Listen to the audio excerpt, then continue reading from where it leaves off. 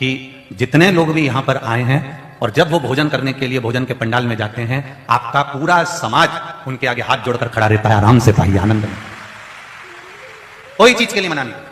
और ये मेरी बहनों ने ना चाय के लिए मना करा, ना कॉफी के लिए मना करा। एक कोई भाई हैं जो पूर्ण तरह से चाय कॉफी का आनंद करा रहे हैं, बुजुर्ग हैं कोई, उन्होंने बड़ा बड़ा भाव दिल से है। ठीक ठीक ठीक ठीक ठीक। तो ये कहीं शिव कृपा है, कहीं शंकर की उदारता, कहीं कहीं,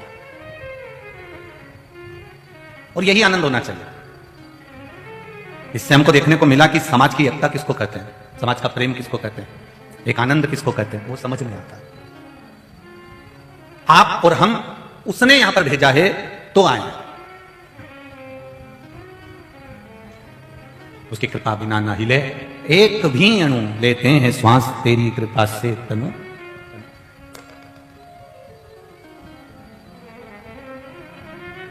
जब भी राजू भाई के साथ में, काव्य के चाचा ताऊ के साथ में, पिताजी के साथ में, जब समाज के लोग, माहेश्वरी समाज के बंधु वहां पहुंचते थे सीहोर, तो वो कहते थे गुरुजी कथा बहुत आनंद में होगी, वहां पर व्यवस्था बहुत बड़ा ग्राउंड है और बहुत अच्छे से, पर लाखों में लोग आते हैं, इतनी व्यवस्था करना थोड़ा सा भारी पड़ता है।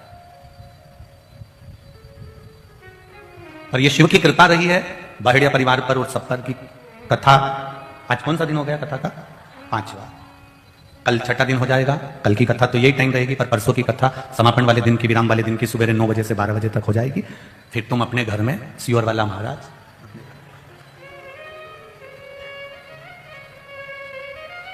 फिर कहीं बाबा फिर कृपा करेगा। और जितने लोग इस कथा में बैठे हैं, ये मेरा विश्वास करता है, किसका हाथ पकड़कर भगवान ऊपर उठा दे और कह दे कि अगली कथा तुझे कराना है, तो भी कोई भरोसा नहीं। वो पकड़ता है, पकड़ने वाला वो है। भगवान धन कभी नहीं देखता, भगवान मन देखता।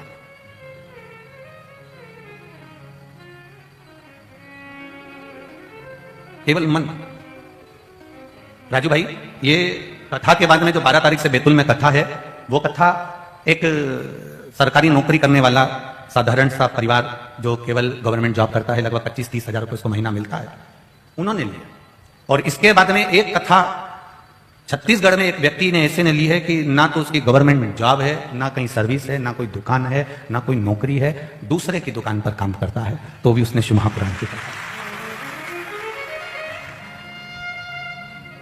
लोग कहते हैं गुरुजी कथा में करोड़ों का खर्चा होता है, कई बार भोजन व्यवस्थाएं हैं, पंडाल व्यवस्थाएं हैं, साउंड व्यवस्था है, रुकाने की व्यवस्था है, लेट बात व्यवस्था है, पानी की व्यवस्था है, चाय की व्यवस्था है, ये सारी व्यवस्थाएं रहती हैं, बहुत व्यवस्था करना पड़ती है। तब साधारण व्यक्ति कैसे कथा करा सकता है? शिव महापुराण की कथा कहती है, आप संकल्प लीजिए, आपको कुछ नहीं करना, कराना तो देवाधिदेव महादेव को। कहां से भेजेगा, कैसे भेजेगा, किसको भेजेगा, कब भेजेगा? सेठों का सेठ सांवरिया सेठ, बाकी का जितना भी सेठ बना घूमे ये सारा डुप्लीकेट। इनने कौन सा सेठ का काम कर दिया? इनने कौन सा किसका 56 करोड़ का मायरा भर दिया? इनने कौन सा किसको दे दी खूब सारे वस्त्र? एक सेठ कहीं का बता दो जो इतना सेठ बनकर फिरता है कि मैंने 56 करोड़ का मायरा भरा। एक तो लेकर आओ कि 56 करोड़ का मायरा भरने वाला है। कौन है जिसने द्रौपदी जैसा चीर बढ़ाकर दे दिया हो? कौन है जिसने कुछ ना कुछ प्रदान करता रखा हो? कौन है जो नामदेव के लिए मंदिर का गेट पलट देता हो? कौन है जो संत तुकाराम के लिए कंधा आगे कर देता हो? वो सेठ दुनिया में कोई सेठ नहीं। लोग कहते हैं हम सेठ जी, हम सेठ जी, हम सेठ जी। काय का सेठ जी? अभी जरा सा बहन बेटी की यहाँ शादी आ जाए ना, और ननन की यहाँ शादी आ जाए तो भाभियों का मुंह भगोना हो जाए। और क्या हम सेठ, हम सेठ? फिर 25 बार कहेगी 4 भाई का परिवार है, चारों मिलके मायरा भरेंगे। अभी तो कहती फिर रही थी सेठानी, और अब कहती मायरा चारों भाई मिलके भरेंगे। इतना भगवान ने धन दिया, अकेली कह देती तीनों भाइयों से कह दो कोई भी तैयारी मत करना, मैं ननन भाई की यहाँ, जीजी भाई की यहाँ, मेरी बहन की यहाँ, बेटी की यहाँ, सारा मायरा मैं भरूंगी, तैयारी मैं करूंगी। और जाऊं, अभी जाऊं जीजी के यहाँ और कहूं उसको हाथ पकड़कर 1 लाख रुपए हाथ में लेकर चल रही बहन, कितना कपड़ा खरीदना, कितना सामान खरीदना, ले चल मेरे साथ में। अब तुमने केवल इतना ही किया कि मैं ननन का पूरा मायरा भरूंगी, बस तुमने जो दमदारी से कहा अब तुम्हें मायरा नहीं भरना, मायरा उसको भरना है। आएगा सांवरिया से तो कर जाएगा। पर टेंशन तो सबसे पहले शादी बहन के आती है और भगोना जैसा मुंडा तुम्हारा हो जाता है। भाई गिर ही रहा है, जीजी के यहाँ शादी है, थोड़ा अच्छा सामान। हाँ, उन्हें कौन सा दे दिया तुमको? अपने भी तो शादी थी, उन्हें कौन सा अच्छा काम दे दिया, अच्छा सामान दे दिया? तुम चुप रहो। रीत का रायता करेंगे और मालूम पड़े रीत के रायते की जगह उसमें तो बूंदी नहीं थी, केवल छाछ और दही था, और रीत का रायता करने चले। खुश होकर करो, प्रसन्नता में करो। ये प्रेम की, करुणा की कथा है शिव महापुराण की कथा।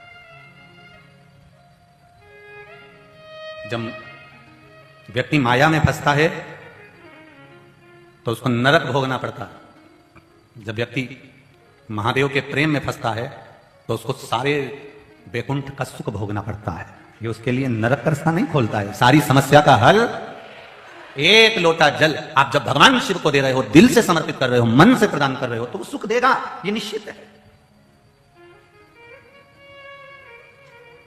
उसमें आनंदता का अनुभव होगा। महाराज आप ये विचार कर लेना कि अगर आप शिव महापुराण में गए हो, मंदिर गए हो, देवालय गए हो, तीर्थ गए हो, शिव मंदिर तक गए हो, तो समझ लेना कि आप उसके पैकेज में चल रहे हो और उसकी दृष्टि में हो, इसलिए आप आनंद के साथ घूम रहे फिर रहे, कोई दिक्कत नहीं है। कितना आजकल के जमाने में तो हमने देखा है, आपने भी देखा होगा, बड़ोदरा की जीजियों और जितने जीजा हुन बैठे हैं इनने भी देखा होगा। आजकल नई नई कंपनी आ गई है, ऐसी कंपनी कि तुम्हें बद्रीनाथ की यात्रा में जाना है या सोमनाथ जी की यात्रा में जाना है या आपको गोवा जाना है या आपको नेपाल जाना है, ऐसी कंपनी है जो यहाँ पर पैसा तुमने बस जमा कर दिया, एक बार तुमने पैसा जमा कर दिया, फिर तुम वहां उतरते से तुम्हारे लिए गाड़ी तैयार है। बोलो रे, ऐसी कंपनी है कि नहीं? अरे मुंडा से तो बोलो, है ना ऐसी कंपनी? एक बार पैसा जमा कर दो तो वहां तुम्हारे लिए गाड़ी आ जाएगी, होटल की बुकिंग हो गई, कहां ठहराना है वो बताएगा, कहां ले जाना है वो बताएगा, तुम्हारी अटैची भी वही उठाएगा, सब काम वो करेगा। पहले के जमाने में ऐसा होता था कि पोटली बांध के कपड़े भी ले चलो, ने बर्तन भी ले चलो, ने सत्तू भी ले चलो, ने चावल भी ले चलो, दाल भी ले चलो, बनाना पड़ेगा। आज के जमाने में ऐसा काम नहीं, आज का जमाना तो वीआईपी। इन्होंने केवल पैसा जमा करा और सारा सामान, अटैची उठाने वाला भी, चाय लाकर देने वाला भी, सरजी सरजी सरजी सलूट मारने वाला भी तुम्हारे सामने होगा। बस जैसे एक बार पैसा जमा कर दो तो वो तुम्हारा सरजी सरजी करता रहता है, उसी तरह एक बार शिव महापुराण की कथा सुन लो और शंकर पर एक बार जल चढ़ाना चालू कर दो, फिर वो सारे मार्ग खोल देगा। होटल भी मिलेगा, न टिफिन भी मिलेगा, न गाड़ी भी मिलेगी, न बंगला भी मिलेगा, सब जगह मिलेगा। बस पुराने लोग सामान लेकर चलते थे, आज के लोग चतुर हैं, ये सामान वामान लेके नहीं चलते, ये तो केवल जेब में 2000 के नोट की एक गड्डी फंसाते। और इन्होंने जेब में 2000 के नोट की गड्डी फंसाई, फिर ये रूम जी सर, भोजन जी सर, गाड़ी जी सर, क्योंकि जेब में क्या फंसी है? बोलो बोलो जम के बोलो, 2000 के नोट की गड्डी। जब 2000 के नोट की गड्डी से होटल, गाड़ी, भोजन सब मिल सकता है तो 2 अक्षर के राम नाम से भी सब कुछ मिल सकता है। सब अंतर इतना है, 2000 का नोट यहां चलता है। वारे चतुरो, क्या जोरदार! हमको मालूम होता तो आधा प्रवचन तुमसे करवाते, पक्का है। क्या जोरदार जोरदार! एक बात तो है, गुजरात गुजरात है जी, सही है, बिल्कुल जोरदार। धन्य बड़ोदरा वालों, प्रणाम, खूब खूब साधुवाद। अब कह सकते केम छो, मजा मार, बस ये आनंद है, मिठास। 2000 का नोट यहां चलेगा और 2 अक्षर का नाम वहां चलेगा। यहां भी जेब में नोट रखना पड़ता है और राम नाम को दिल में रखना पड़ता है, दोनों साथ दे जाते हैं। 2000 यहां साथ देगा और राम नाम वहां साथ देगा। पूछा जाएगा तुम्हारे पास में अगर कोई वो कार्ड हो तो उसको ऐसे फंसा दो, फंसा के तुम कमरे में आराम से जाओ। आजकल तो होटल में भी रूम ऐसा आ गया, बिना कार्ड का कमरा ही नहीं खुलता। पहले तो चाबी वाला कमरा होता था, आजकल तो कार्ड वाला हो गया, कमरा में भी फंसाना पड़ता है तब कमरा खुलता है। हम भी यही सोच के बैठे, राम नाम, कृष्ण नाम, शिव नाम वो कार्ड है, जब तक इसको फंसाओगे नहीं तब तक वैकुंठ जाओगे। वो वैकुंठ जाने का मार्ग प्रशस्त कर देता है वो कार्ड। शिव नाम, राम नाम, कृष्ण नाम, ये कार्ड। मैंने तेरे ही भरोसे, ओ बाबा तेरे ही भरोसे, हवा बिच उड़ती जावांगी, बाबा डोर हथों छड़ी ना मैं कटी जावांगी, भोले मैं तेरी कदम, शंभो मैं तेरी कदम। हम कहां बैठे हैं? ये उसकी कृपा से बैठे हैं। तीर्थ क्यों जाते हैं? कथा में क्यों जाते हैं? संतों के पास क्यों जाते हैं? कहीं कहीं सिद्ध जगह होती है। जैसे बहड़िया परिवार कर रहा था, हमारे बड़ोदरा में नवनाथ है, भगवान शंकर के मंदिर बने हुए हैं, गुरुजी बड़े सिद्ध हैं बहुत। फिर यहां से दूर चले जाओ तो कुबेर भंडारी का मंदिर भी बड़ा सिद्ध है गुरुजी। आगे जाओ तो पावागढ़ वाली माता का मंदिर भी बड़ा सिद्ध है। फिर कहा हमारे यहाँ स्वामी नारायण भगवान का मंदिर भी बड़ा सिद्ध है गुरुदेव। फिर कहा हमारे यहाँ गोवर्धन नाथ जी की हवेली है, ठाकुर जी की हवेली, वो भी बड़ी सिद्ध है गुरुदेव। सिद्धता आई कैसे? कोई संत, कोई साधु, कोई गुरुजन, कोई भगवान की भक्ति में रमने वाला उस भूमि पर बैठा होगा, उसने बैठकर भजन किया होगा, तब जाकर भूमि सिद्ध हो पाती है। और सरल भाषा में चलो, ये तो ठीक है अपनी जगह पर, और सरल में चलो, जिसकी जमीन उपजाऊ नहीं होती, जिसके पास में खाद नहीं होता, जिसके पास में पैसा नहीं होता खाद डालने के लिए, वो क्या करता है? वो किसान क्या करता है? फिर राजस्थान से कोई ऊंट और भेड़ लेकर आता है, राजस्थान से जब वो ऊंट और भेड़ लेकर आता है तो जिसके पास में खाद नहीं होता, जिसके पास में जमीन में लगाने के लिए पैसा नहीं होता, वो भेड़ वाला जो भेड़ लेकर आता है, बकरी लेकर आता है, उसके हाथ जोड़कर कहता है कि तुम्हारी बकरियों को, तुम्हारी भेड़ों को एक रात के लिए हमारी जमीन पर रखो। बोलो रे सही है कि गलत है? एक रात्रि हमारी जमीन पे तुम्हारी भेड़ बकरी को रखो। क्यों? उसके पास में खाद नहीं है, उसके पास में जमीन में लगाने के लिए पैसा नहीं है, उसके पास में यूरिया खाद कुछ नहीं है, वो तो गरीब बड़ा बेचारा। तो उसने कहा बकरी, ये भेड़, ये ऊंट आप हमारी जमीन पे एक रात्रि के लिए रखो। और एक रात के लिए भेड़ बकरी को अपनी जमीन पर बिठा देता है, रख देता है। उससे फिर वो भेड़ बकरी दूसरे दिन चली जाती है तो इतना खुश होता है कि मेरी जमीन में वो बल आ गया कि 5 साल तक खाद देने की जरूरत ही नहीं पड़ेगी। एक बार बैठी वो भेड़ बकरी एक बार जमीन पर बैठी और जमीन को इतना बलवान बना दिया कि 5 साल खाद देने की जरूरत नहीं पड़ी। वो जमीन इतनी बलवान हो गई कि उसको किसी चीज की जरूरत नहीं, कोई खाद की जरूरत नहीं, केवल वहां वो भेड़ बकरी बैठे थे, इसलिए 5 साल उस जमीन में बल आ गया और फसल भी एक नंबर आई। उसी तरह हम जितने तीर्थ में जाकर बैठते हैं, हम जितनी कथा में जाकर बैठते हैं, हम जितने तीर्थ कोई सिद्ध जगह पर जाकर बैठते हैं, इसका कारण क्या है? वहां पहले कोई संत, कोई गुरु, कोई साधु, कोई सन्यासी, कोई तपस्वी, कोई साधक, कोई उपासक वहां बैठा होगा। उसके बैठने से जैसे वहां भेड़ बकरी बैठी तो 5 साल के लिए उस जमीन को उपजाऊ बना दिया। कोई संत उस भूमि पर बैठा होगा, किसी ने वहां बैठकर भजन करा होगा, तब साधना करी होगी, तो वो जमीन इतनी सिद्ध हो जाती है, इतनी बलवान हो जाती है कि जो जाकर बैठता है उसको वहां पावर मिल जाता है और उसका आनंद हो जाता है। वह सिद्धता 5 साल तक वो जमीन उपजाऊ रहती, 5 साल तक उसको खाद डालने की जरूरत नहीं। अब वहां वो बैठी तो 5 साल खाद डालने की जरूरत नहीं पड़ी। तीर्थ जाकर हम बैठते हैं, संतों के पास जाकर बैठते हैं, सदगुरुओं के पास जाकर बैठते हैं, कथा में जाकर बैठते हैं, वहां जब हम बैठते हैं तो इतने सारों में कोई ना कोई एक सिद्ध ऐसा आता है जो केवल कथा का रसतत्व लेने आता है, देव अधिदेव महादेव से मिलन के लिए आता है। उसके पांव पंडाल में पड़ जाते हैं और अपन सब एक दूसरे के पास पास में बैठते हैं तो उसकी तरंग हम में आ जाती है और हमारा भी कार्य सिद्ध हो जाता है। इसलिए हम पंडाल में पहुंचते हैं। कई लोग कहते हैं गुरुजी आस्था चैनल पर कथा आ रही है, फेसबुक के ऊपर चल रही है, इतनी भीड़ पंडाल में पड़ रही है, इतनी भीड़ पड़ रही है, हम लोग यहां से सुनने। हमने कहा सुनो, आस्था चैनल पर सुनो, फेसबुक के ऊपर सुनो, पर अपने नगर में अगर कथा हो तो भले 1 दिन के लिए जाओ, 2 दिन के लिए जाओ, आधे घंटे के लिए जाओ, पर अपने क्षेत्र में कथा हो तो जरूर जाओ। क्यों? अगर ये डोरी लंबी है और इसका पिलक सही जगह फिट हो गया तो ये पक्का है कि पंखा चलेगा जरूर। जाओ तुम एक बार। अगर अपने नगर में कथा, अपने क्षेत्र में कथा हो, 50 किलोमीटर, 100 किलोमीटर, 150 किलोमीटर, 200 किलोमीटर दूर भी कथा है, 300 किलोमीटर दूर भी है, तो एक बार विचार करना कि मेरे को जाना मेरे नजदीक में, मेरे पास में, मैं जाऊंगी, पहुंचूंगी। क्यों? इतने सुनने वालों में से कोई एक अगर ऐसा धर्मात्मा आ गया, एक पुण्यात्मा आ गया जो शंकर का प्रिय है, जो शिव का आनंदित है, उसकी तरंग, उसके पांव की रज, उसके चरणारविंद की रज अगर हमारे शरीर तक भी पहुंच गई तो हमारा कल्याण निश्चित है। फिर बाबा हमारा आनंद देगा। करोड़ों लोग एक साथ भगवान का भजन करते हैं, लाखों लोग कीर्तन करते हैं।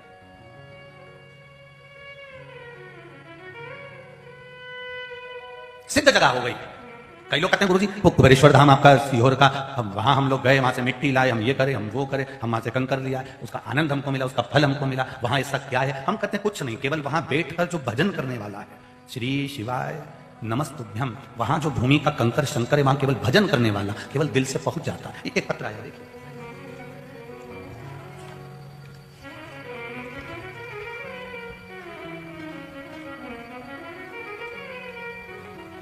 मैं भारती लोखंडे वापी गुजरात से आई हूं, कहीं बैठी हूं।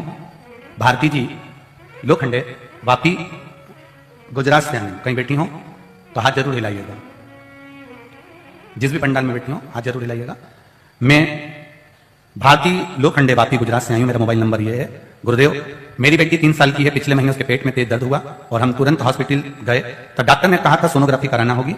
रिपोर्ट में ऐसा लिखा था कि बच्ची के पेट में जो आते हैं वो उलझ चुकी हैं।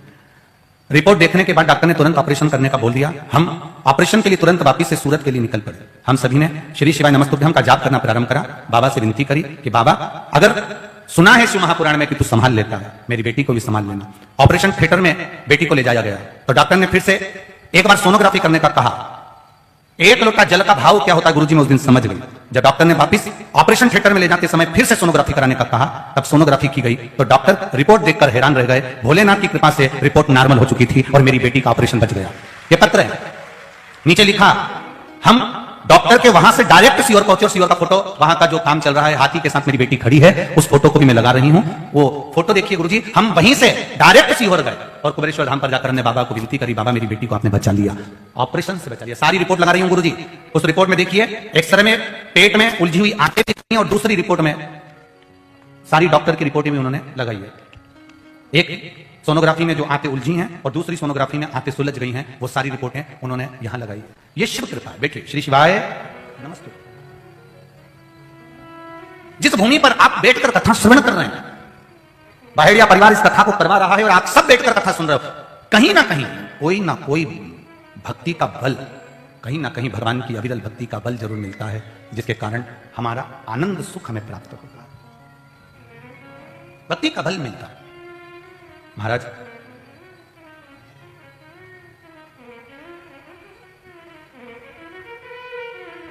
परमात्मा से इतना जरूर कहते रहा करो, भगवान नींद पूरी हो या ना हो पर मेरा स्वप्न पूरा जरूर करना।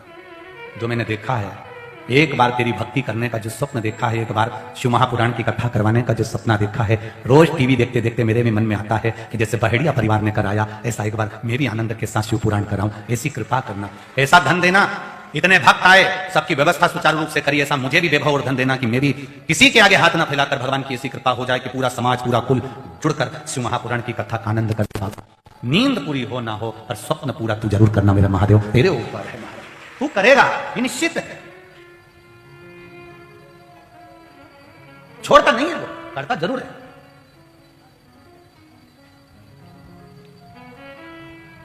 एक बार एयरपोर्ट के अंदर घुस गए, पहुंच गए, प्रवेश कर गए, तुमने अपना एक बार एयरपोर्ट के अंदर चले गए और एक बार तुम्हारा आईडी टिकट विकेट सब बन गया, उसके बाद में सील ठप्पा लग गया, उन्हें चेक कर लिया, उसके बाद तो जिस फ्लाइट का तुम्हारा टिकट है वो फ्लाइट वाले तुमको ढूंढ के अंदर हवाई जहाज में जरूर भरेंगे, ये निश्चित है।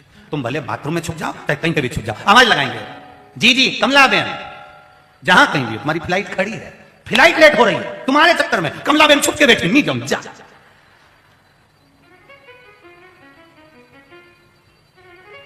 एक बार सील ठप्पा लग गया ना, एक बार बस चेक हो गया, फिर अंदर बस 3 नंबर गेट से 3 नंबर गेट से तुम्हारी फ्लाइट मिलेगी, वहां जाकर तुम्हें बिठा दिया, अब तुम कहीं जाके छुप जाओ, फ्लाइट वाला तुम्हें ढूंढेगा। उसी तरह एक बार जो शिव महापुराण में जाकर बैठ गया और तुम एक बार शिव पुराण में आ गए और तुम्हारा सील ठप्पा लग गया, फिर तो वो तुमको ढूंढेगा, कमला गई कहां है, तो वो ढूंढेगा कहां गई है।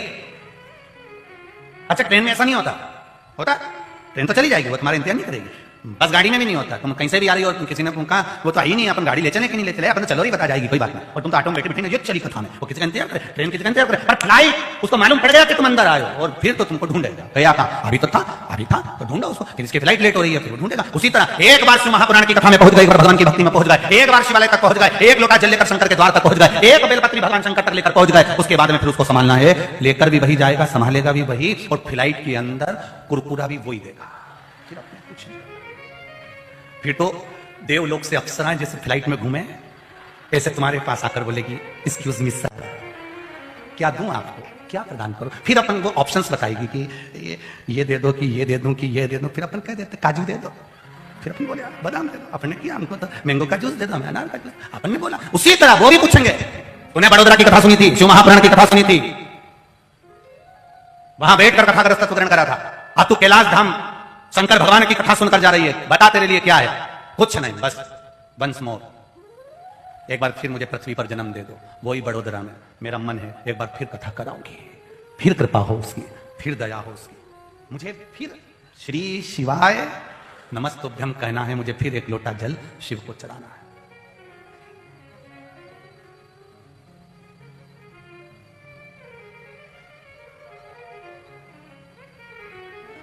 ना हमारे पास में तंत्र है, ना मंत्र है, ना कोई भभूत है, ना कोई विद्या है, ना बांधने के लिए मौली है, ना कोई नारियल है, ना कोई धागा है, यहाँ तो केवल प्रेम का बंधन है देवाधिदेव महादेव से आपको। कई लोग कहते हैं क्यों महाराज ऐसा क्या है तुम्हारे पास में, यहाँ लाखों लोग, ये काय का प्रभाव, ये प्रभाव दिखाने के लिए नहीं आते हैं, ना तो तुम हमको प्रभाव दिखाने आओ, ना हम तुमको प्रभाव दिखाएं, हम तो उसके सहारे पर आते हैं और कथा कर कर चले जाते हैं। बाचता वो है, सुनता वो है और कथा करवाता भी वही है, केवल अपन निमित्त मात्र है, केवल निमित्त। और आपको सियोर वाले महाराज से मतलब रखना भी नहीं चाहिए, दूसरे महाराज के हमसे मतलब रखो, उनसे रखो, पर हमारे से मतलब मत रखो। आप मतलब रखो देवाधिदेव महादेव से, आप मतलब रखो सांवरिया सेठ से, आप मतलब रखो चारभुजा नाथ से, आप मतलब रखो नाथद्वारा के नाथ से, आप मतलब रखो पावागढ़ वाली माता से, आप मतलब रखो एकलिंग जी से, आप मतलब रखो द्वारिका के नाथ से, आप मतलब रखो नवनाथ से, आप मतलब रखो कुबेर भंडारी से। तुम्हें किसी व्यक्ति या विशेष से मतलब नहीं रखना, हमें मतलब रखना हमारे परमात्मा से। और परमात्मा कभी आपको ढोंग प्रपंच में नहीं पटकेगा, परमात्मा कभी आपको ढकोसले में नहीं ले जाएगा, अंधविश्वास में नहीं ले जाएगा। मंदिर में जाना अंधविश्वास नहीं होता, एक लोटा जल चढ़ाना अंधविश्वास नहीं होता, परमात्मा का भजन करना अंधविश्वास नहीं होता। वो परमात्मा के भजन में लग जाओ बस, और कुछ भी नहीं करना। हम भ्रम में ना पड़े, हम भगवान की भक्ति में पड़े, और जिस दिन हम भगवान की भक्ति में पड़ गए उस दिन हमें सुख अनुभव हो जाए। कई जगह पर लोग भटक जाते हैं, खूब भटकते हैं, सब बहुत बहुत भटकते हैं।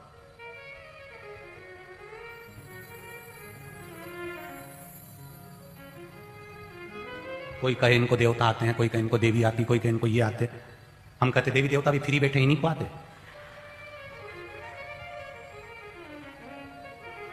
जब तो हम छोटे थे सोमानी जी, पहले एक बार एक गांव में कथा करने गए, वहां सबको आ गए। वो व्यासपीठ के सामने खूब चिल्ला चोट करे कि इनको ये आए, इनको ये आए, इनको ये आए।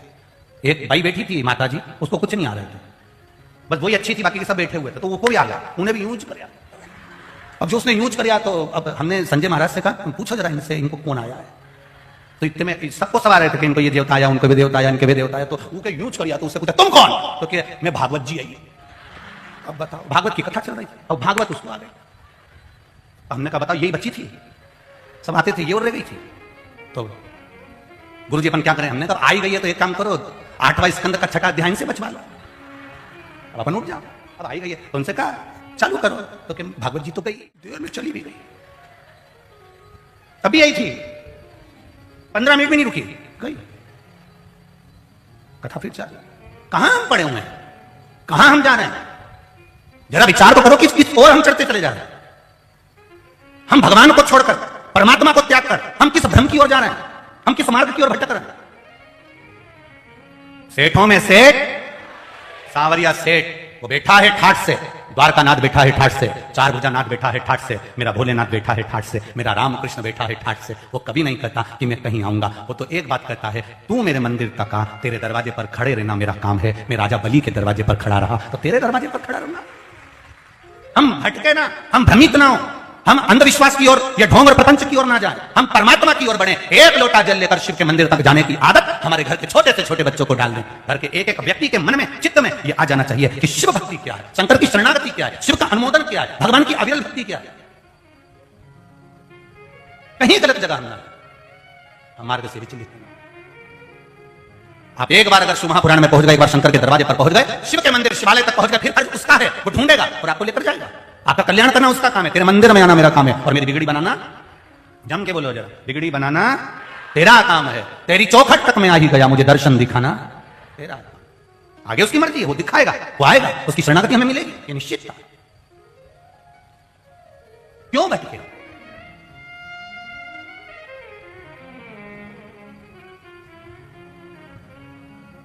महाराज, एक प्रसाद की कितनी महत्वता होती है। कभी धनंजय सुलक्षणा से पूछा था,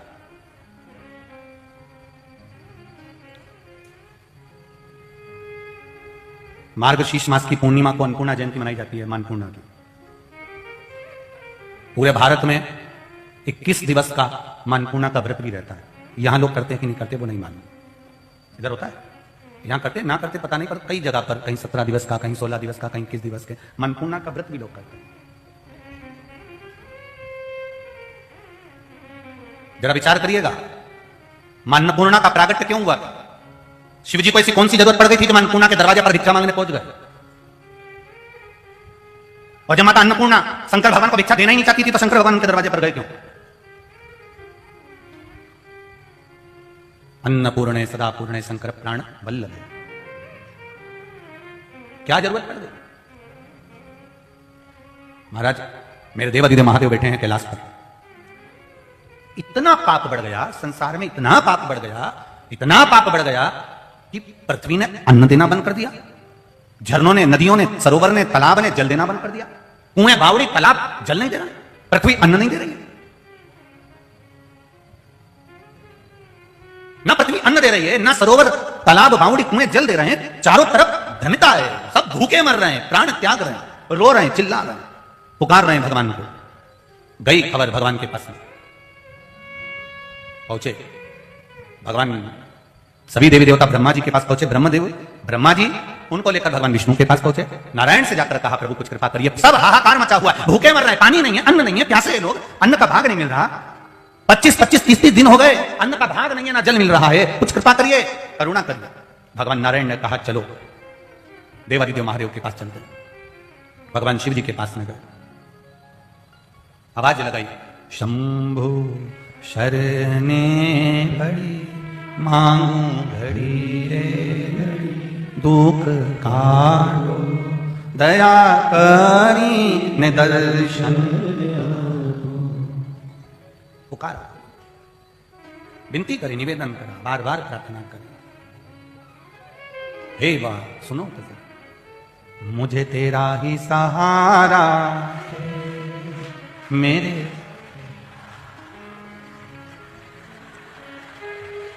हम तो सोचे थे कि मध्य प्रदेश के ही ऐसे हैं, और मालूम पड़ा कि गुजरात में भी हैं सब। जो भजन चालू पहले तुम खड़े हो गए।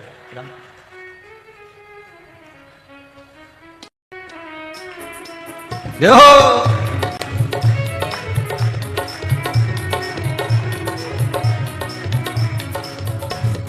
कब से खड़े हैं झोली पसार, क्यों न सुने तू मेरी पुकार। कब से खड़े हैं झोली पसार, क्यों न सुने तू मेरी पुकार। वो कब से खड़े हैं झोली पसार, क्यों न सुने तू मेरी पुकार। वो कब से खड़े हैं झोली पसार, क्यों न सुने तू मेरी पुकार। मुझे तेरा ही सहारा है मेरे भोले बाबा, मुझे तेरा ही सहारा है मेरे भोले बाबा। मैंने तुम्हें ही पुकारा है मेरे भोले बाबा, मैंने तुम्हें ही पुकारा है मेरे भोले बाबा।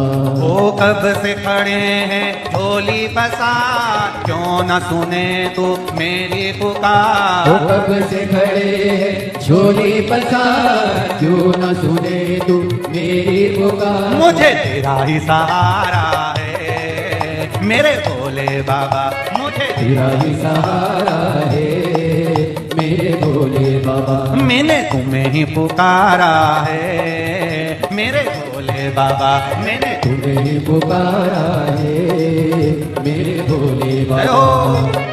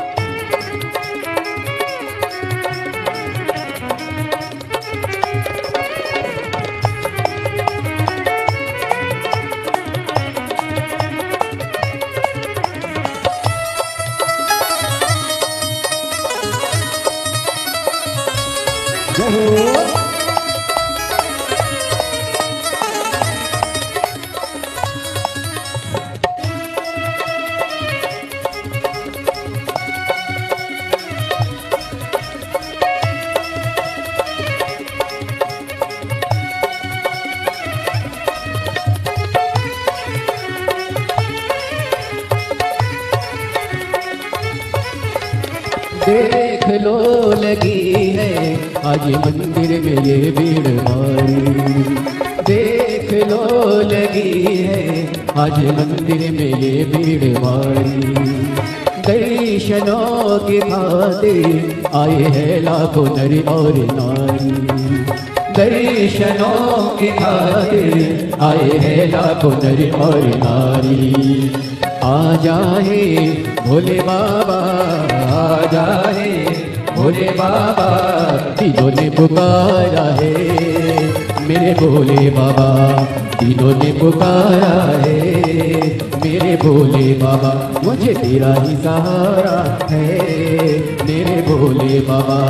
कब से खड़े हैं झोली पसार, क्यों न सुने तू मेरी पुकार। कब से खड़े हैं झोली पसार, क्यों न सुने तू मेरी पुकार। ओ कब से खड़े हैं झोली पसार, क्यों न सुने तू मेरी पुकार। कब से खड़े हैं झोली पसार, क्यों न सुने तू मेरी पुकार। मुझे तेरा ही सहारा है मेरे भोले बाबा, मुझे तेरा ही सहारा है मेरे भोले बाबा। मैंने तुम्हें ही पुकारा है मेरे भोले बाबा, मैंने तुम्हें ही पुकारा है मेरे भोले बाबा।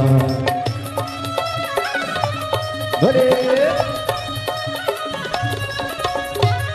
ये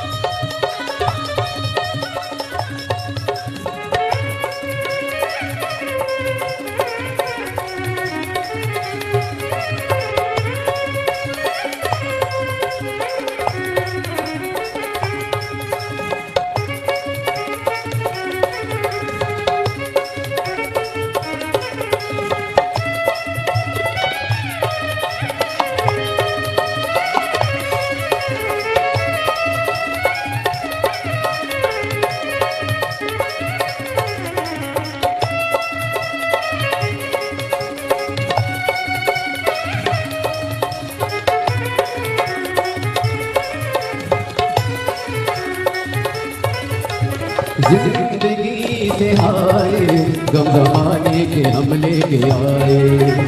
जिंदगी से हाय गम जमाने के हम लेके आए। तू बता जहाँ में लोग अपने हुए क्यों पराए। तू बता जहाँ में लोग अपने हुए क्यों पराए। तेरे सिवा दुनिया में, तेरे सिवा दुनिया में कोई ना हमारा है मेरे भोले बाबा।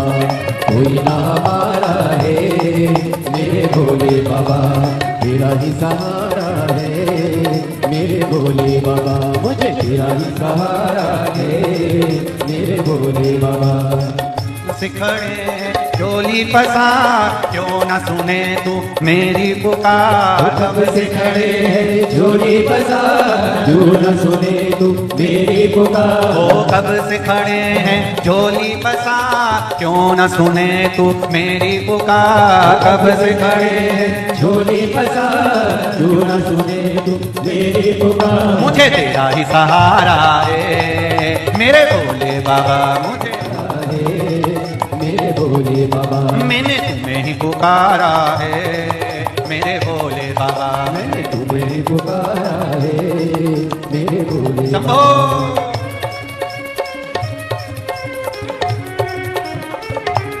हेलो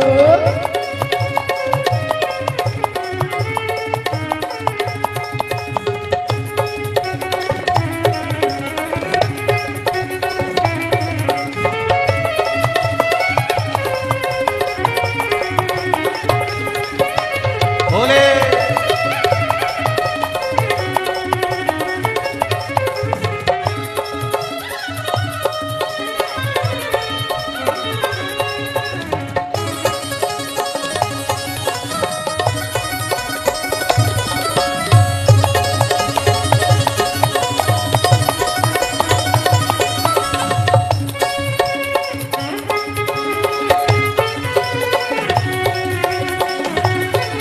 मुझे तेरा ही सहारा है मेरे भोले बाबा। मुझे तेरा ही सहारा है मेरे भोले बाबा। मैंने तुम्हें ही पुकारा है मेरे भोले बाबा। मैंने तुम्हें ही पुकारा है मेरे भोले बाबा।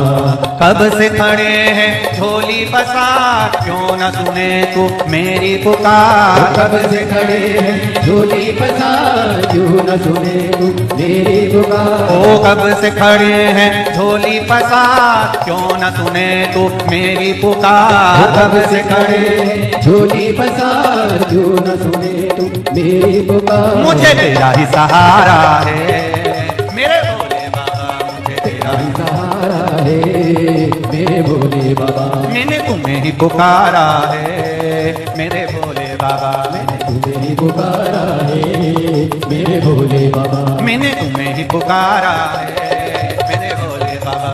तुम्हें ही पुकारा है मेरे भोले बाबा। मैंने तुम्हें ही पुकारा है मेरे भोले बाबा। मैंने तुम्हें ही पुकारा है मेरे भोले बाबा। हार हार अपनी जगह बैठकर भगवान शिव से प्रार्थना निवेदन बाबा देवादिदेव महादेव से भाव से करना। श्री शिवा नमस्तु।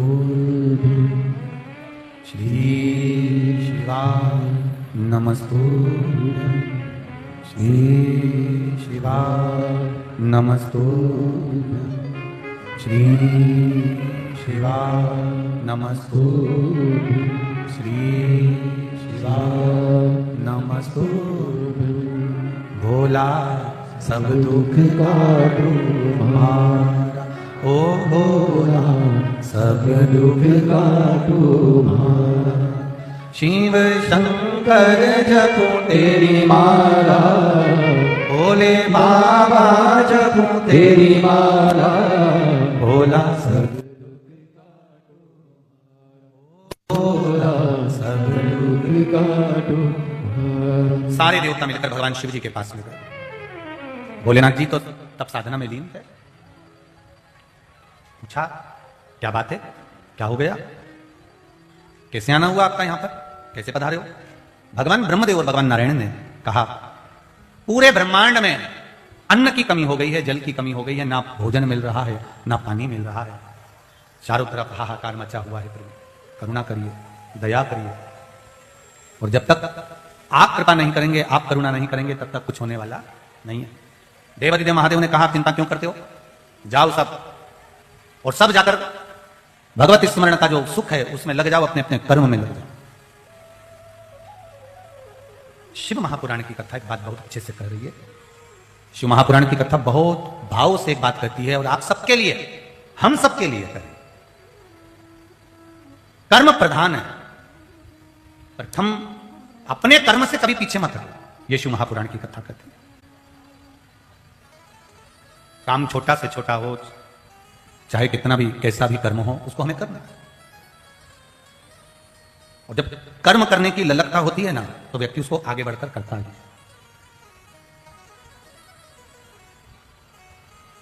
गुजरात में, बड़ोदरा में एक चीज देखने को मिलती है। देखो, जो चीज अच्छी लगती है वो कह देना चाहिए, उसमें कोई दिक्कत वाली बात है नहीं। कह राजू भाई सही लग रहे थे। बाइडिया परिवार को ऐसा तो नहीं लग रहा कि भाई गुरुजी हमारे बड़ोदरा का बोलते जा रहा है। अच्छा लग रहा है इसलिए हम बोल रहे हैं। बड़ोदरा में एक चीज अच्छी है, यहां लोग फालतू नहीं है, सब अपने अपने काम में लगे रहते हैं, सब किसी को फुर्सत नहीं है, सब काम में लगे। एक छोटे से छोटा व्यक्ति भी और बड़े से बड़ा व्यक्ति भी अपने कर्म में लगा हुआ है। माथा पच्ची का काम यहां नहीं है।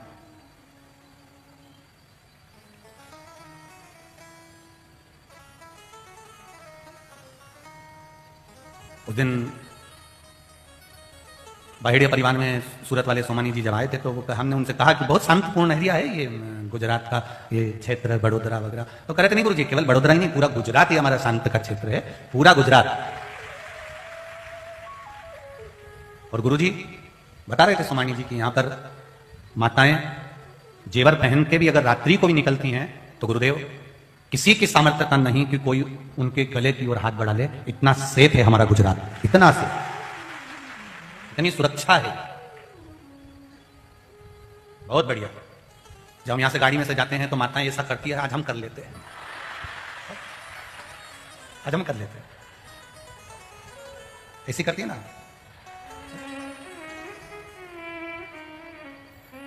तीनों पंडाल और बाहर वालों भी, इतना इतना आनंद है, इतना आनंद। और जैसी तुम्हारी कड़ी मीठी है ना, ऐसे गुजरात वाले तुम भी मीठे हो। पक्का मिठास तो तुम्हें है, आनंद का रसतत्व भाव। बस ऐसा ही प्रेम मेरे शिव के प्रति, मेरे भोलेनाथ के प्रति, भगवान के प्रति बना रहे। यही जीवन का एक आनंद सुख है, यही रसतत्व है। महाराज शिव महापुराण की कथा कर रही है, भगवान देवादिदेव महादेव का चरित्र कर रहा है। शिव जी ने कह दिया तुम अपने कर्म में लग जाओ, कर्म प्रथम, कर्म प्रधान, कर्म करने से पीछे मत हटो। तुम मेहनत करो, कर्म करो, फल मेरा देवादिदेव महादेव अवश्य देगा, ये निश्चित है। आप अपने कर्म से पीछे मत हटो, करे जाओ, लगे बस। मत बुरे कर्म कर वरना पछताएगा, भगवान की आंखों से तू बच नहीं पाएगा, तू बच नहीं पाएगा। अरे ओ अज्ञानी मत करना, अपना कर्म जरूर करो, अपनी मेहनत जरूर करो। एक पत्र आया देखिए,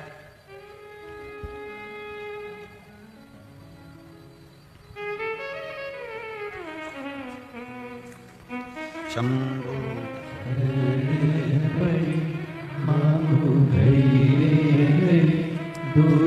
काटो दया करे दर्शन आपो। मेरा नाम किरण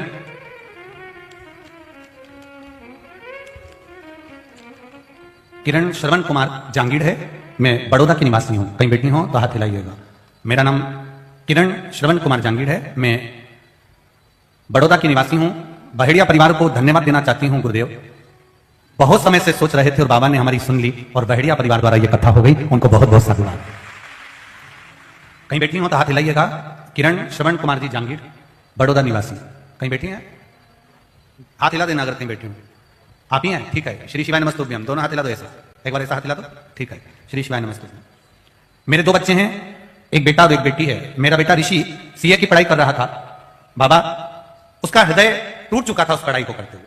आपके बताए अनुसार बेलपत्र पर शहद लगाकर शिव जी को चढ़ाना, कंकर को शंकर मानकर पूजन करना, एक दाना चावल को शंकर को चढ़ाना प्रारंभ करा, 1 लोटा जल चढ़ाकर मेरा बेटा भगवान देवादिदेव महादेव के मंदिर जाता। पढ़ाई में पीछे नहीं हटा गुरुजी। विद्या तो अध्ययन करता था, दिन रात लगा रहता था, सब कुछ पढ़ाई करता था। पर पढ़ाई के साथ में जब वो हारा तब उसको महादेव ने दिया सहारा और उसने 1 लोटा जल चढ़ाकर मेरे बेटे ने सीए को आखिर उत्तीर्ण कर ही लिया। ये मेरे देवादिदेव महादेव की कृपा है। गुरुदेव, जब सीए की पढ़ाई कंप्लीट हो गई, उत्तीर्ण हो गया, बेटे ने कहा मां नौकरी के लिए एक बार और देवादिदेव महादेव से प्रार्थना करते हैं। और भगवान की कृपा ऐसी हुई गुरुदेव कि एक बड़ी कंपनी से इंटरव्यू देना उसने प्रारंभ करा।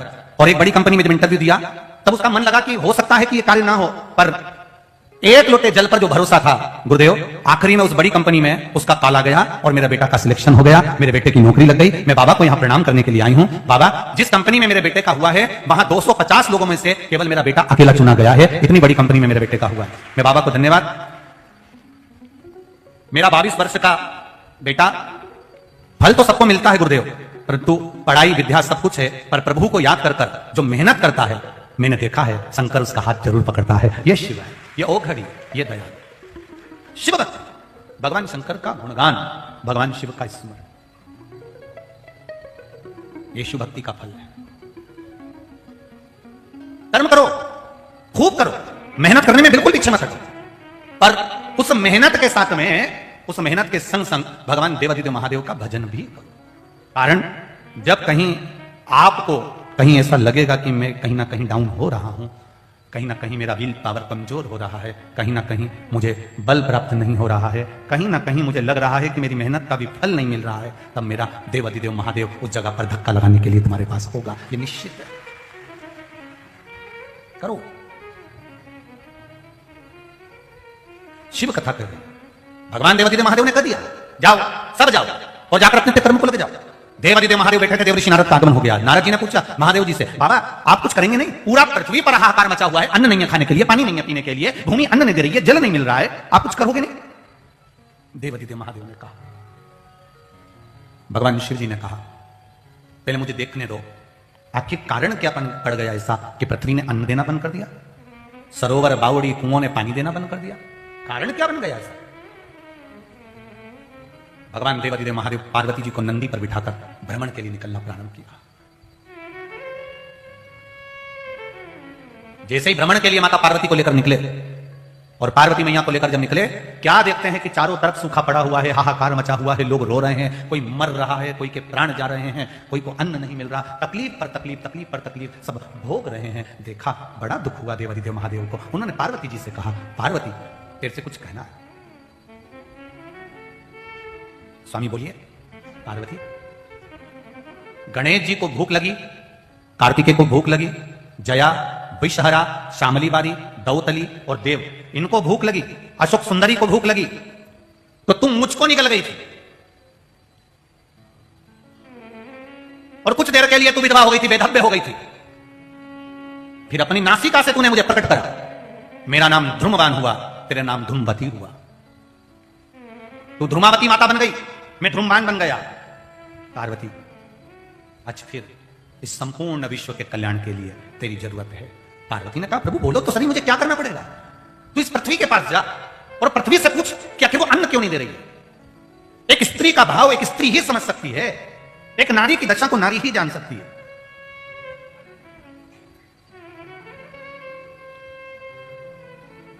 मेरा कई बार आप लोगों से निवेदन करा है इस व्यासपीठ से हमने, आज फिर करते हैं।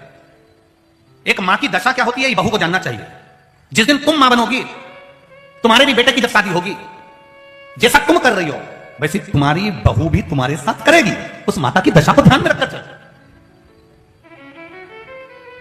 हमने तो कह दिया कि सास बेकार है, सास में अक्ल नहीं है, सास तो ये गलत सोचती है, सास हमारा बुरा सोचती है, सास में बिल्कुल अक्ल नहीं है, सास हमारी ऐसी दिन रात गाली देती है। माना तुम्हारी सास को कह रही हो, आने वाले समय में तुम भी सास बनोगी और तुम्हारी भी बहू आएगी। तो एक कहानी बहुत पहले सुनी थी, वो आपको सुनाने का प्रयास करता हूं।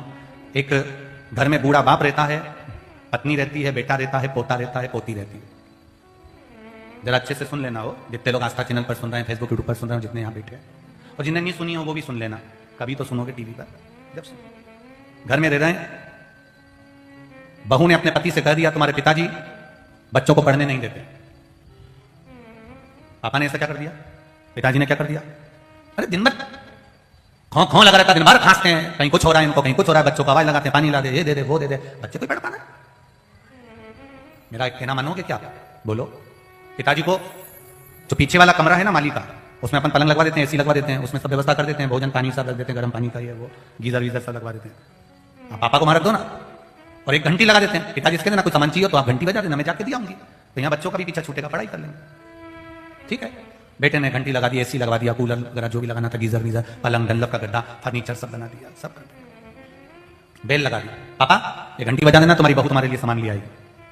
रोज पिताजी घंटी बजा देते, बहू सामान लेती थी। बेटे ने अपने पिताजी से कह दिया, हाथ जोड़ के निवेदन है पापा, आप उधर मत आना, उधर परेशान मत करना, घंटी बजाना वो आ जाएगी, दे दे, आप मत आना पापा, आपको मेरी सौगंध है। बेटे ने, पिताजी ने ठीक। 1.5-2 महीने निकल गए। 1.5 महीने के बाद में पिताजी ने घंटी बजाई, बहू नहीं आई। खूब घंटी बजाई, बहू नहीं आई। खूब घंटी बजाई, नहीं। पिता पानी को पीने को तरस गया, पानी भी नहीं है, भूख भी लग रही है। आखिरी में शाम हो गई, बहू नहीं आई। पिता पलंग से नीचे गिर गया, तड़पता रहा, जाने के लिए निकल कर नहीं गया, क्योंकि बेटे ने कसम दी थी। बेटा भले कसम ना निभाए, पर बाप कसम निभाना जानता है साहब, बाप कसम निभाना जानता है। गिर गया पलंग से नीचे, बेहोश पड़ा हुआ है। बेटा रात को घर पर आया, शाम को ऑफिस से, उसने कहा क्यों, पापा को कुछ चाय पानी नाश्ता भोजन दिया।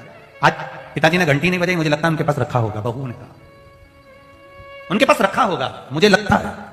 बेटा गया, पीछे बहू भी गई, पीछे बच्चे भी गए। जाकर देखा तो पिताजी पलंग से नीचे पड़े थे। बेटे ने पानी का चिट्टा दिया, बाबूजी बाबूजी, पापा उठो, पिताजी उठो। बेटे ने उठाया, पिता ने एक घुट पानी पिया, पूछा पापा आपने घंटी नहीं बजाई। पिताजी कहते हैं बेटा मैंने घंटी तो खूब बजाई, पर मुझे लगता है घंटी के तार को उंदरा ने या चूहे ने काट दिया होगा, इसलिए बेचारी बहू नहीं आई। बहू को दोष नहीं दिया, घंटी के तार को उंदरा ने काट दिया होगा, चूहे ने काट दिया होगा, इसलिए बहू नहीं आई। और पिता ने अपने प्राणों को त्याग दिया। पिता ने जब अपने प्राणों को त्यागा, 3रा दिन हो गया, 10वें दिन घर की सफाई होने लगी। घर के छोटे छोटे बच्चे घंटी और घंटी के तार को निकालकर जेब में रखने लगे। इतने में मां ने पूछ लिया, ये क्या कर रहे हो। बच्चे बोले, मां जैसे आपने दादाजी के लिए घंटी लगाई थी, वैसे बहू आपके लिए लगाई, उसकी तैयारी करके रख रहे हैं। ये उसकी तैयारी है। माता पिता कितने भी अपशब्द कहे, ताने दे, गालियां दे, कितना भी कोसें, गलत से गलत कहें, पर निवेदन है, फिर भी आप शीतलता रखो,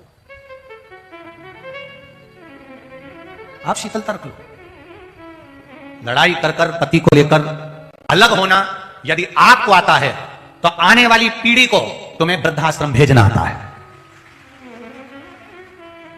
इनको संगठित परिवार दिखाओ, इनको संग दिखाओ, अपना परिवार दिखाओ।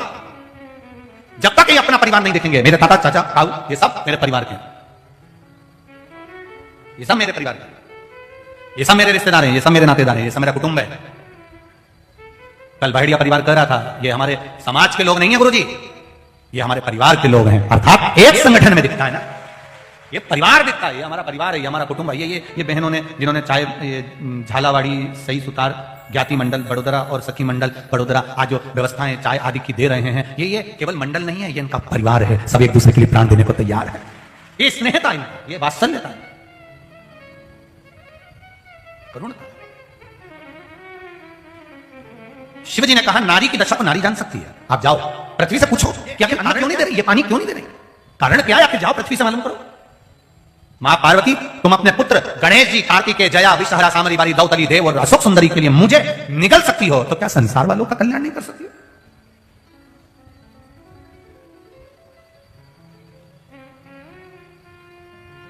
घर का माता पिता एक ऐसे होते हैं, बच्चे ने पूरा पैसा वो क्रिकेट में लगा दिया, बच्चे ने पूरा पैसा डब्बे में लगा दिया, बच्चे ने पूरा पैसा शेयर मार्केट में लगा दिया, मुंह उतार के बैठा है।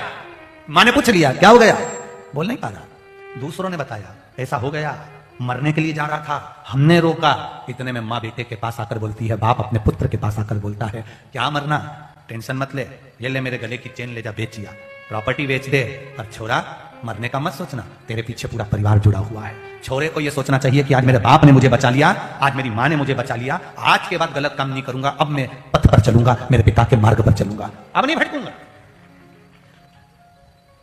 बहुत सारी कंपनियां खुल गई रे, इतनी नई नई कंपनी खुली है, तुम्हारा 1 करोड़ का 2 करोड़ कर देती है और थोड़ी दिन बाद तुम्हें रोड पे कर देती है। ऐसा ऐसा गेम चल गया, इस गेम में जाओगे इतना मिल जाएगा, इस गेम में जाओगे इतना मिल जाएगा। जिसने गेम बनाया उसको आज तक नहीं मिला, बापड़ा तुझे निचोड़ने के लिए बनाया, पर तुम समझ ही नहीं पा रहे। तुम कह रहे हो मम्मी, मां कह रही है क्या करता था दिन भर मोबाइल पर, क्या करता था दिन भर मोबाइल पर, मां कहे तो बुरा लगे, बाप कहे तो बुरा लगे, और जिस दिन खड्डे में गिर गया, कर्जे में डूब गया, पुलिस दरवाजे पर खड़ी थी, पकड़ कर ले जा रही है, अब रो रहा है मां और पिता के पास में। ये गेम के चक्कर में हो गया, गेम खेल रहा था, सब चूना लगा दिया, कर्जे में लदा लूं, अब डायरेक्ट अकाउंट से पूरा पैसा कट गया, डायरेक्ट इसने यहां खेला और वो अकाउंट से गया, अब रो रहा है, मर रहा है, कर्जे में लदा लूं मैं।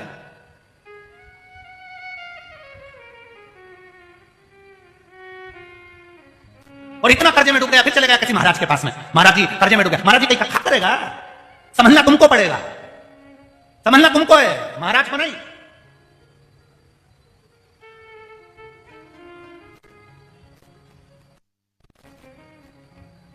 दुनिया में जैसे बड़ी मछली छोटी मछली को खाने के लिए तैयार रहती है, ऐसे बहुत बड़े हैं तुमको निपटाने के लिए, पर जिसके घर में माता पिता भाई बंधु की एकता है ना, उसको निपटाने की दम किसी में नहीं है, क्योंकि कहीं ना कहीं उसको मालूम है ये निपटा देगा अपने को। समाज की एकता होना चाहिए, समाज का संगठन होना चाहिए, परिवार में एकता होना चाहिए, परिवार का संगठन होना चाहिए, भाइयों में एकता होना चाहिए, भाइयों का संगठन होना चाहिए, देवरानी जेठानी में एकता होना चाहिए, इनका संगठन होना चाहिए, सहेलियों में एकता होना चाहिए, इनका संगठन होना चाहिए। किसी की दम नहीं कि निपटा दे। अकेला सर्विस क्लास व्यक्ति, अकेला व्यक्ति फ्लैट में रह रहा है ना, तो उसको देख लेते हैं, अकेला रह रहा है, इसकी पत्नी है, इसके बच्चे, इसका जो पैसा है वो निपटा जाएंगे। बड़ी मछली उसको देती है, तुम अपने परिवार से अलग हुए और उसने निपटाने की सोची। 3 बैल थे, 3 बैल एक साथ रहते थे, शेर आक्रमण करता था, बैल उसे भगा देते थे, शेर फिर आक्रमण करता था, बैल उसको भगा देते थे। एक दिन शेर अपने गुरुजी के पास गया, गुरुजी मुझे नमस्कार करना चाह, कुछ कहा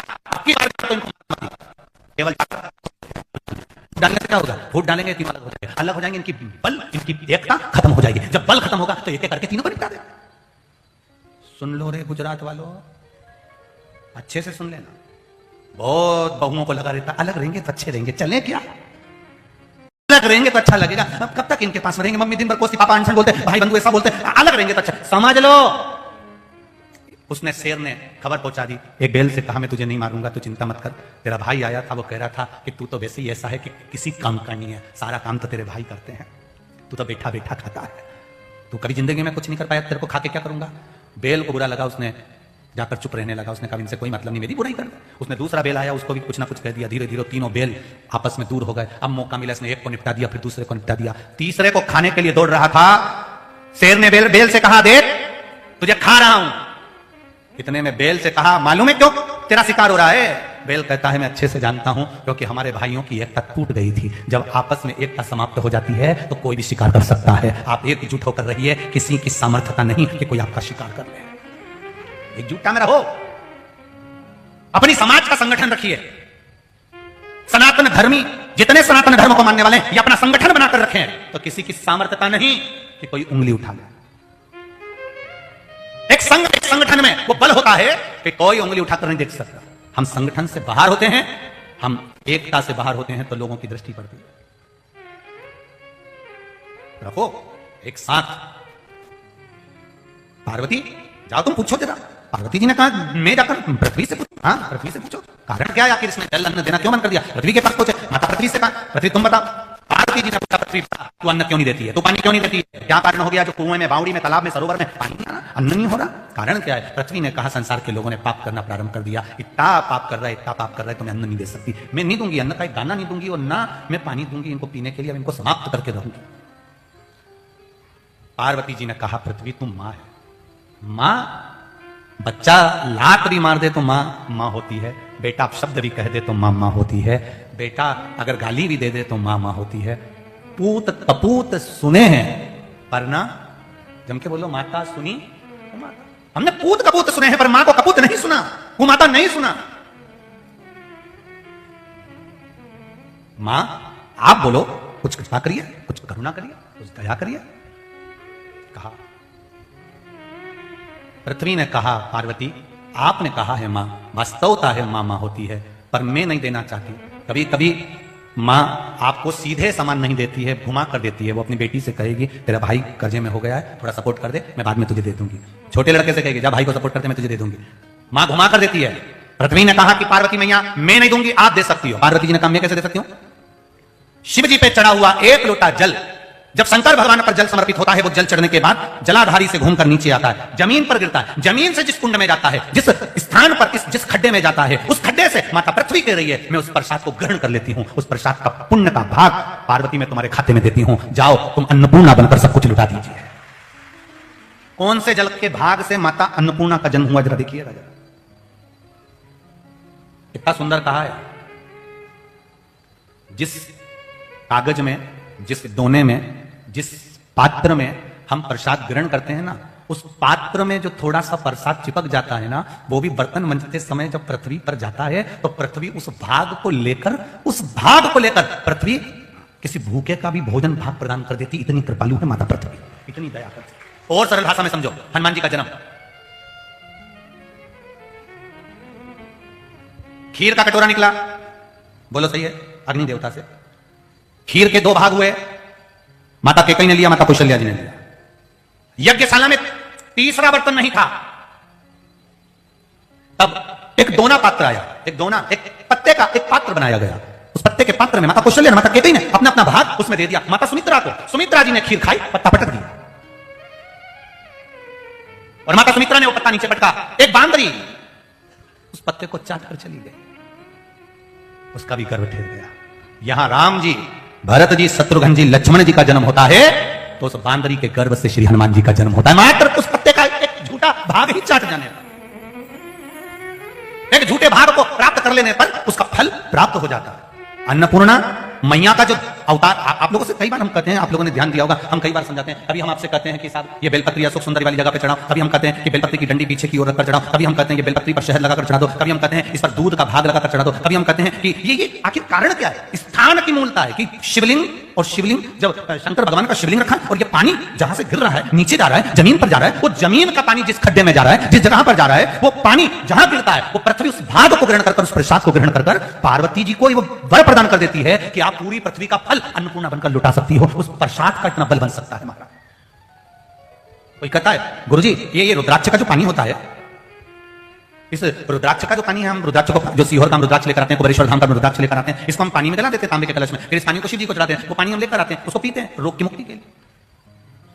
एक पत्र आया,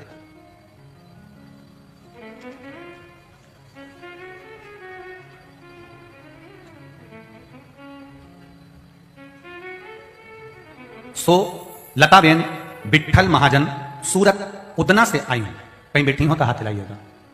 आप ही हैं? दोनों हाथ हिला दो। श्री शिवाय नमस्तुभ्यम। हाँ, एक बार फिर से हिला दो दोनों हाथ। हाँ, सामने, ठीक है। सो लताबेन विठल महाजन, एक बार फिर से हाथ हिला दीजिए। ठीक है, दिख गए। सो लताबेन विठल महाजन सूरत उदना से आई हूं। बाबा जी मेरा प्रणाम।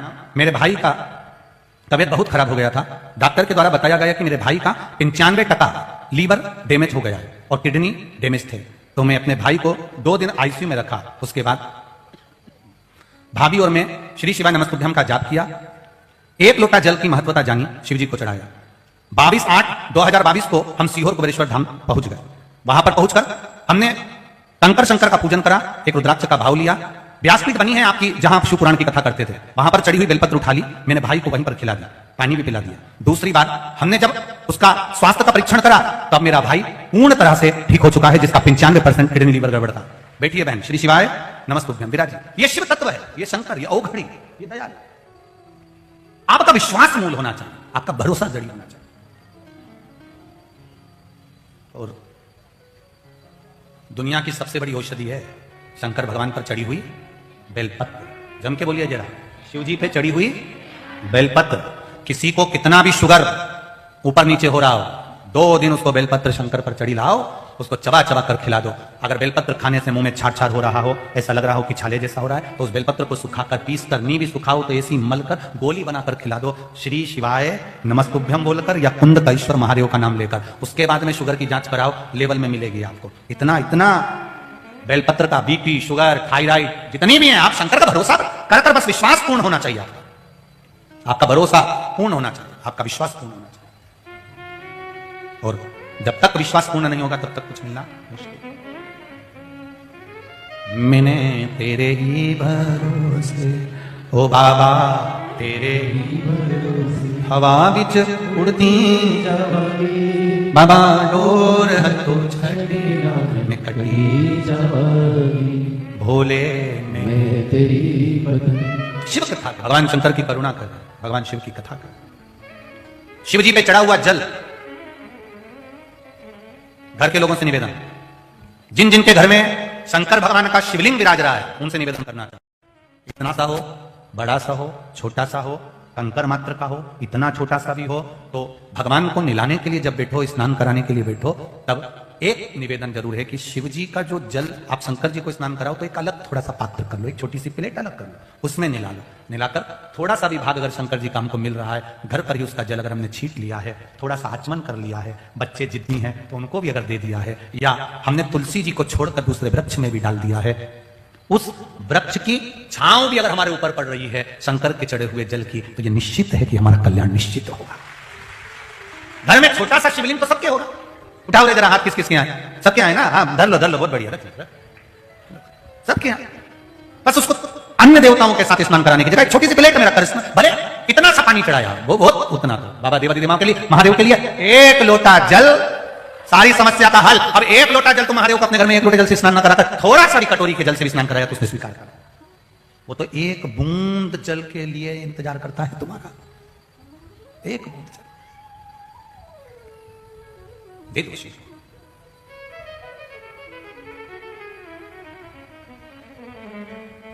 महाराज शिव कथा कह रही है, जहां पानी गिरा शंकर भगवान पे चढ़ा हुआ शिवलिंग का जल पृथ्वी देवी में जब जाता है, खड्डे में जब जाता है, मैं हर जगह पर हम इस बात को कहते हैं और आज भी कह रहे हैं, जितने शिवालय हैं, जितने शंकर जी के मंदिर हैं, उन सबसे निवेदन है, आपके मंदिर का चढ़ा हुआ जल या तो एक कुंड बना लो या एक खड्डा बना लो, उसमें जाना चाहिए, उसको नाली में मत बहाना। नाली में अगर गंदी नाली में शंकर का चढ़ा हुआ पानी जाता है तो दोष लगता है, वो गंदी नाली में नहीं जाना चाहिए।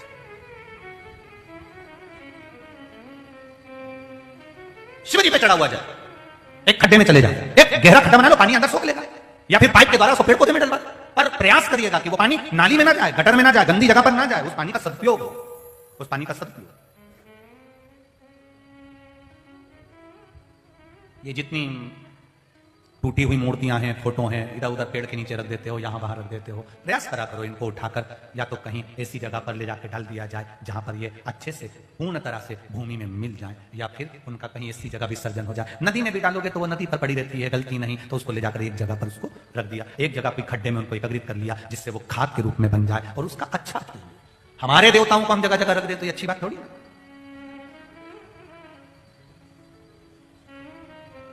इंदौर में जीतू पटवारी जी ने कथा करवाई थी, तो हमने उसमें मूर्ति के लिए कहा था कि गणेश जी का विसर्जन अच्छी जगह करना, तो लोगों ने इंदौर के लोग अभी जब शुक्ला जी ने कथा कराई तो वहां पर लोगों ने लिखकर भेजा कि अब की बार जितनी भी मूर्तियां थी उन सबको नगर निगम ने बड़े अच्छे से लेकर गए और उनको अच्छे से विसर्जन किया। उसके लिए बहुत बहुत इंदौर नगर निगम को साधुवाद, इंदौर नगर निगम को उसके लिए बहुत बहुत साधुवाद। उन्हें स्वीकार तो करा, उसको सुधारा, संवारा, और हर क्षेत्र के चाहे 1 number 2 number 3 number 4 number 5 number जो भी क्षेत्र की विधानसभा थी, सबने आगे रहकर सपोर्ट कर उन मूर्तियों को उठाकर सही जगह पर पहुंचाया। यह अपना भी फर्ज बनता है। जहां जहां राजनेता बैठे हैं उनसे निवेदन है, जहां पर भी धार्मिक मूर्तियां, जहां लोग पेड़ों के नीचे डाल जाए, फटा हुआ फोटो डाल जाए, नदी के किनारे, उसको उठाकर एक जगह पर रखा जाए, रखो, संभालो, सवाल। शिव कथा कह रही है, अन्नपूर्णा देवी का प्रागट्य हो रहा है। पार्वती जी अन्नपूर्णा बनकर प्रकट हो गई। एक महल में जाकर माता पार्वती जी पताल में बैठ गई, पताल के अंदर जाकर अन्नपूर्णा विराजमान हो गई। शंकर भगवान पार्वती जी को ढूंढ रहे, गई कहां? गणेश जी से पूछा तो आप ही ने तो भेजा था उनको माता पृथ्वी देवी को समझाने के लिए। पृथ्वी मैया के पास शंकर भगवान गए, पृथ्वी मैया पार्वती कहां है? तो कहे उसको तो मैंने कहा था कि तुम सबको दे सकती हो, मैं नहीं दूंगी। तो गई कहां? पताल में चली गई। शंकर भगवान बोले कैलाश पे रेती रेती पताल में इसका क्या काम पड़ गया। अब अचानक तुम घर पहुंचे और तुमने अपनी बच्चों से पूछा क्यों मम्मी कहां है, और कोई कहते वो तो मॉल में गई है। तो मॉल में इसका क्या काम, अभी मॉल तो बंद हो रहा है, क्या काम है, गई। अब उसने गाड़ी उठाई, शंकर भगवान भी पहुंच गए, जैसे पति पहुंच जाए पत्नी के पास, शिव गए, पाताल लोक में पहुंच गए। अब माता अन्नपूर्णा मैया माथे पर लाल रौली की बिंदी, मस्तक पर सुंदर बोर बंधा, नाक में नथनी, हाथ में चुड़ला, पांव पैजनिया, क्या वस्त्र मां पहनी है, होठों पर लाली है माता के, नैनों में सुरमा लगा है मेरी मां के। बड़े आनंद के साथ अन्नपूर्णा मैया बैठी हुई थी। देवादिदेव महादेव पहुंच गए।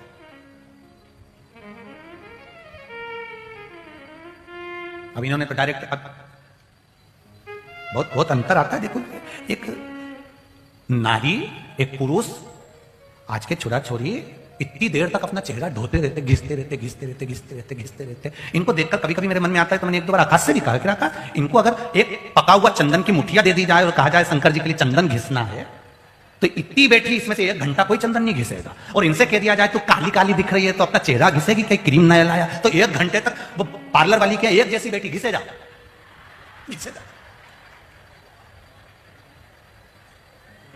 सब चमकाने में लगे हैं, कोई दांत चमका रहा है, कोई मुंडा चमका रहा है। नखून में भी इतनी कारीगरी करेंगे, इधर से नीला दिखना चाहिए, नीचे से पीला दिखना चाहिए, इतनी कारीगरी। और उसमें भी ऐसी सफेद वाली से ऐसी टिप टिप मारे, ऐसी टिप टिप। और फिर देखा तो उसका नखून, और इतनी कारीगरी, इसमें पीला, इसमें हरा, वारी चंद्र घंटा, गजब, क्या कारीगरी। और फिर उसका नखून कोई नहीं देखे तो बार बार इतना तुम पता, इतना तुम चेहरा घिसो, हाथ पैर घिसो, और कहीं का तुमसे कह दे रही नवनाथ महादेव का दर्शन करने जाना है, 1 घंटा चंदन घिसो, एक नहीं घिसेगी है। देखो फालतू की काम बंद करो, घिसा घिसाया चंदन की डिब्बी मिलती है, डब्बी लिया और लगा। जैसे तुम चंदन की डब्बी लाते हो आज के जमाने में, इसलिए डायरेक्ट फेशियल करने का भी डब्बी आ गई, उसको तुम्हें डायरेक्ट ऐसा पोत लो और 2 ककड़ी धर लो, तो बात खत्म। अब इनसे कोई चंदन घसा, इनसे कहा जाए कि चंदन घसो तो घसे, शिव जी को लगाना है, ये अपने आप को घस लेगी पर चंदन नहीं घसे। महादेव ने कहा इनके पास चंदन घिसने का भी समय नहीं है, इनके पास कोई समय नहीं बचा। शिव जी कहते हैं बस इतना समय निकाल लेना, 1 लोटा जल लेकर मेरे पास आ जाना, उतने में कल्याण कर दूंगा। बहुत समय लगाने की जरूरत नहीं, सारी समस्या का हल 1 लोटा जल, केवल जल भी चढ़ाया तो उसमें मेरी पूर्ति है। मां अन्नपूर्णा देवी के पास में देवादिदेव महादेव ने जाकर आवाज लगाई, अन्नपूर्ण हे पार्वती, हे पार्वती। पार्वती कुछ सुन रही, पार्वती तो अन्नपूर्णा बन गई, अब काय कुछ सुने।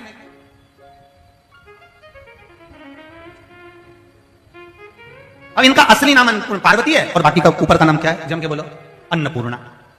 अब ये पार्वती पार्वती बोल रहे, पताल लोक में कौन सुन रहा है इनका, कहां की पार्वती। कभी कभी ऐसा हो जाता है, जैसे वो